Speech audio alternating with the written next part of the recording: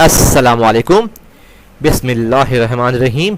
आज का हमारा टॉपिक है एक्टिव एंड पैसिव वॉइस।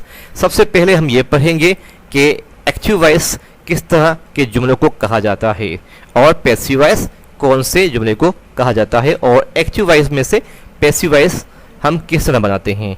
तो आइए देखते हैं एक्टिव वॉइस का मतलब क्या है, कौन से जुमले होते हैं। इन active voice subject acts upon object, यहाँ पर लिखी हुई डेफिनेशन, और इसका मतलब ये है कि एक्टिव वॉइस वो जुमले कहलाते हैं जिनमें सब्जेक्ट काम करता है और उस सब्जेक्ट की वर्किंग का असर ऑब्जेक्ट के ऊपर पड़ता है।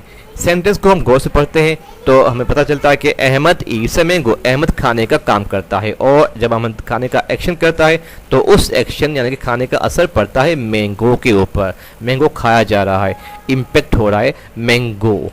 तो यहाँ पर हम देखेंगे कि सब्जेक्ट जब वर्क करता है तो उसको हम बोलते हैं एक्टिव वॉइस सेंटेंस। लेकिन इसके बरक्स जब हम इसी सेंटेंस को पैसिव वॉइस में लेकर आएंगे तो हमें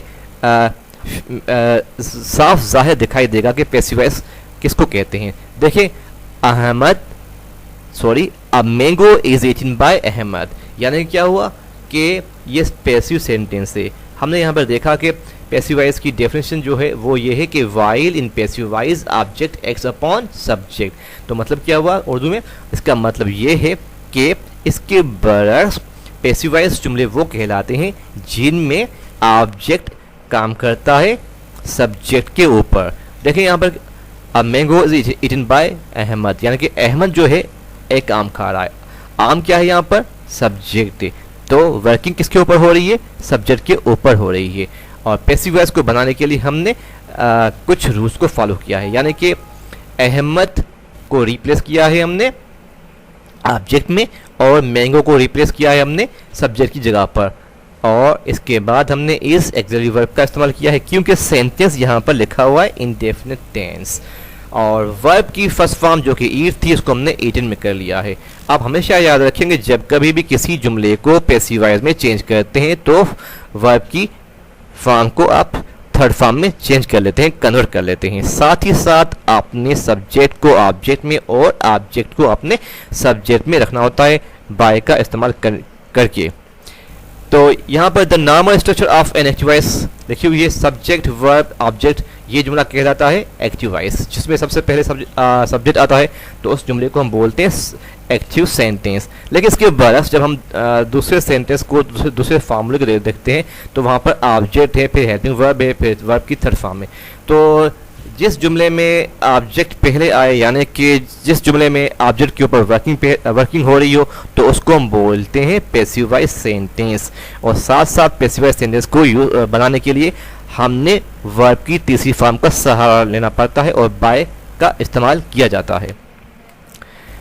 But the real meaning of a sentence does not change if the sentence is expressed either by active voice or by passive voice।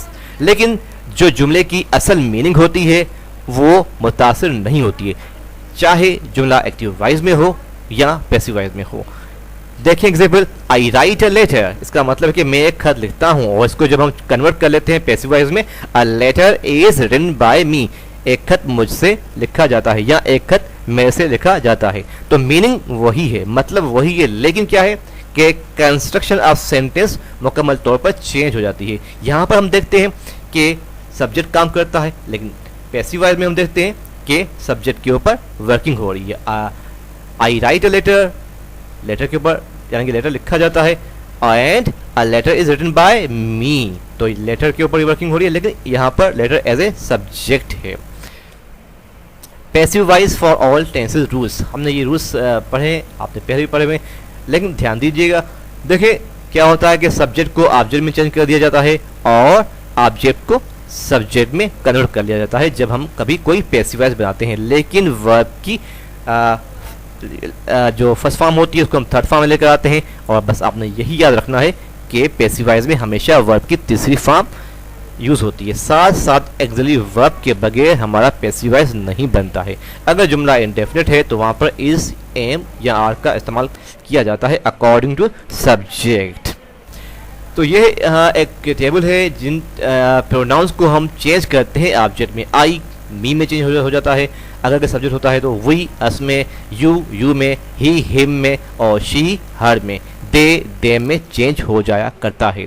Present indefinite tense के कुछ मजीद एग्जाम्पल हैं एक्टिव वॉइस में, हमने इनको चेंज करना है। आप देखें कि यहाँ पर लिखा हुआ है he sings a song, simply लिखा हुआ है अ सॉन्ग, क्योंकि ऑब्जेक्ट है तो हमने अ सॉन्ग रखा। उसके बाद हमने इसका इस्तेमाल किया, सिंग को हमने संग में थर्ड फॉर्म में यूज़ कर लिया, बाय का इस्तेमाल किया, और ही को कन्वर्ट करके हमने हिम में चेंज कर लिया। I break a cup is broken by me, same object subject में आ गया और सब्जेक्ट जो है वो ऑब्जेक्ट में आ गया पैसिव वॉइस में। वर्ब की पहली फॉर्म को हमने थर्ड फॉर्म यूज कर लिया। My mother beats me, I am beaten by my mother, ठीक है। You steal my pen is stolen by you. My pen क्योंकि ऑब्जेक्ट है हमने पहले रखा और उसके बाद स्टील को थर्ड फॉर्म में यूज कर लिया by you. You help them, they are help by you. अब यहाँ पर क्योंकि जो है देम का सब्जेक्ट बन जाता है दे, और दे क्योंकि प्लूरल है तो हमने आर का इस्तेमाल किया है। हेल्प में आ गया, they are help by you. कुछ नेगेटिव सेंटेंसेस भी हैं जिनको हम चेंज करते हैं। He does not sing a song, आप देखेंगे डज को हमने कन्वर्ट करना होता है इज में, क्योंकि ये इंडेफिनिट टेंस है तो हम क्या करेंगे, अ सॉन्ग हम पहले रखेंगे क्योंकि ये ऑब्जेक्ट है और ऑब्जेक्ट को हमने कन्वर्ट करना है सब्जेक्ट में। A song is not sung by him, अब यहाँ पे सिंग को हमने थर्ड फॉर्म यूज कर लिया। इसी तरह she does not help them, और बिल्कुल सेम सेंटेंस है लेकिन क्या है कि नेगेटिव है। अब हमने क्या किया, they are not help by her. आप याद रखिए कि हमने डू और डज को हमने यूज करना होता है एक्सिलरी हेल्पिंग वर्ब में, इज एम आर में, according to the subject. Interrogative sentences को हम किस तरह चेंज करते हैं। Do you eat a mango, सवालिया जुमला है तो सवालिया जुमले को चेंज करने के लिए हमने इंट्रोगेटिव में ही रखना है, सवालिया को सवालिया में ही बनाना है। डू को क्योंकि हम चेंज करते हैं इस एम आर में, तो यहाँ पर जब हम अ मैंगो को ले आते हैं तो अ मैंगो क्योंकि एक सिंगुलर मैंगो है इसलिए हमने उसके साथ इसका यूज कर लिया। Is a mango eaten verb उसी जगह पर है, eaten by you. Second sentence है does she sings a song, does हमने यहाँ यूज किया हुआ है क्योंकि शी सिंगुलर है तो हम क्या करेंगे, अ सॉन्ग लेकर आएंगे। अ सॉन्ग यहाँ पर है सिंगुलर इसलिए हमने यहाँ पर भी इसका ही यूज करना है। Is a song sung by हर। तो मेरे को उम्मीद है कि आपको एक्टिव वॉइस से पैसिव वॉइस में चेंज करना आ गया होगा, लेकिन फिर भी अगर आपको कोई बात समझ में नहीं आई हो तो आप कमेंट्स में पूछ सकते हैं। साथ ही आप मेरे चैनल को सब्सक्राइब करें और लाइक करें।